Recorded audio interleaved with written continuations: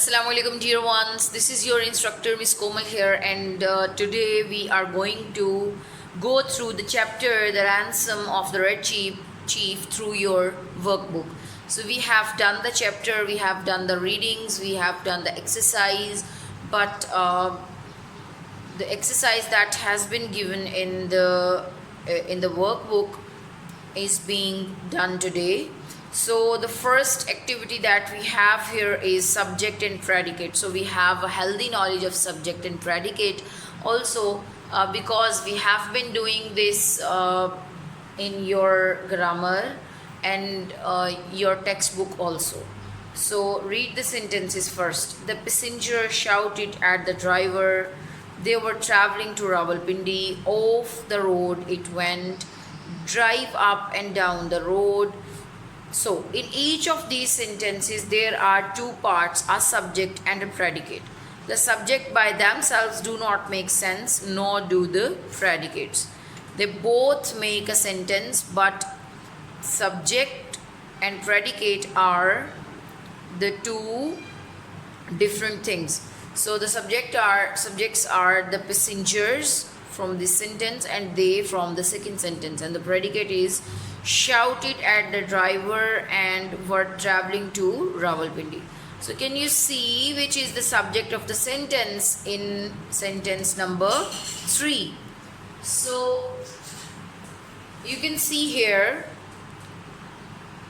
in the first two sentences the subject is at the beginning of the sentence, but in sentence number 3 it is tucked away in the middle. You can see here, it went. So it is the subject and went off the road is a predicate.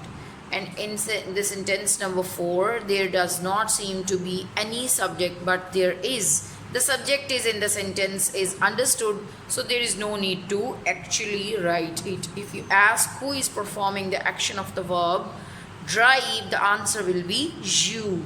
So drive up and down the road. Drive up and down the road is predicate and subject is you, that is understood in the sentence. So break the following sentences into subject and predicate. Write the sentences in the space provided below. So the first sentence is Monica shook her head. Monica is subject and shook her head is a predicate. My house is too small. My house is a subject and is too small is predicate. He nodded his head and left the cottage. He is the subject and nodded his head and left the cottage is predicate. So Eva gazed silently at the fire. Eva is subject and gazed silently at the fire is predicate. So the giggling stopped abruptly. So the giggling is subject and stopped abruptly is predicate. Where else are they to pray? So they is the subject and where else are to play is your predicate. So all the sentences have been broken for you. You can read them on your own. Okay, so dear students, this is the last slot of our class today. So you have just an introduction to idiomatic language, but we are not going to solve any exercise regarding idiomatic language. We are just making ourselves conscious and acknowledging what is idiomatic language. So here are 5 sentences. Read them carefully, paying special attention to the italicized words. Talk about what you think each one means. Can you say the sentences in a different way? So the first sentence is he threw it aside, rose from his chair and made for the front door. So made for here is italicized, and you can say it in a different way also. Like you can say and made for means to move towards a place. And you can say that and move to the front door or towards the front door. So made for is basically an idiom, or you can say a phrasal verb.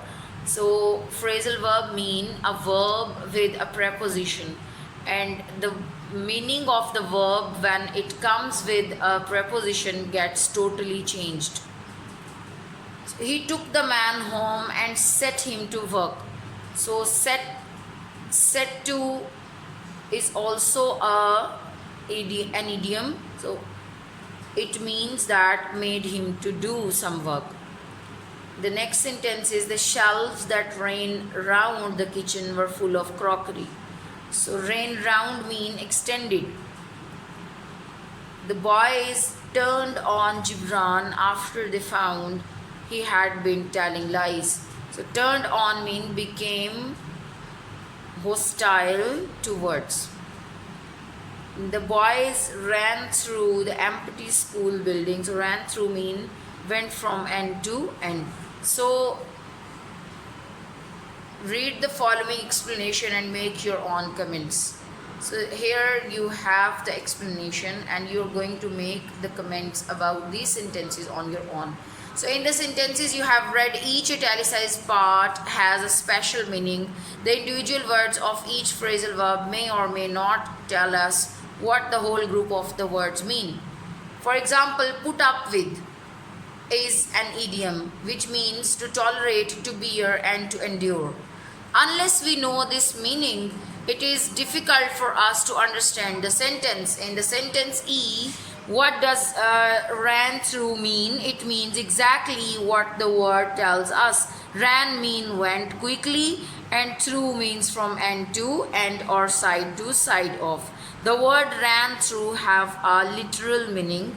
Now look at the sentences. He ran through his essay before he gave it to the teacher. So here the meaning of ran through is changed, different, and they ran through the first act 5 times before the producer was satisfied. And here the meaning of the phrasal verb ran through and idiom is different.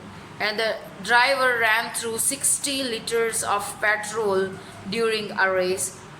So ran through in the above sentences means read quickly or rehearsed or used up. So these are all idiomatic uses and phrasal verbs. So we will do the exercise of this activity tomorrow inshallah. So till then, take care. Allah Hafiz.